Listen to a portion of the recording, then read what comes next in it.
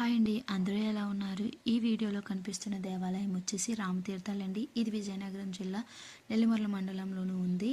ఇది చాలా పురాతన దేవాలయం అండి. రాముడు వనవాసం టైంలోని ఇక్కడ కొంతకాలం నివాసం ఉన్నట్లు పురావస్తు గాథలు తెలియజేస్తున్నాయి. ఇక్కడికి మేము ఎందుకు వచ్చామంటే, నేను వర్క్ చేస్తున్న స్కూల్లోని పిక్నిక్ ప్లాన్ చేశారండి మా ప్రిన్సిపల్ సారు. విద్యార్థులందరికీ కూడా అంటే పురావస్తు దేవాలయాల గురించి తెలియజేయాలన్న ఉద్దేశంతో ఇక్కడికి తీసుకురావడం అయితే జరిగింది. ఇది చాలా పురాతన దేవాలయం అని చెప్పాను కదండి.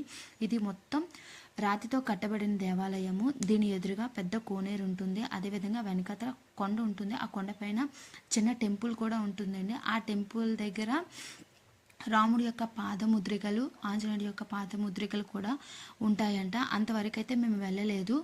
ఈ దేవాలయం మొత్తం చూడాలి అనుకుంటే ముందు ముందు వీడియోలు చాలా ఉన్నాయండి. మేము ఏ విధంగా వెళ్ళాము, ఏ విధంగా ఈ ట్రిప్ని ఎంజాయ్ చేసాము అనేది ముందు ముందు వీడియోలో చూసి ఆనందిద్దురు. థ్యాంక్ యూ అండి.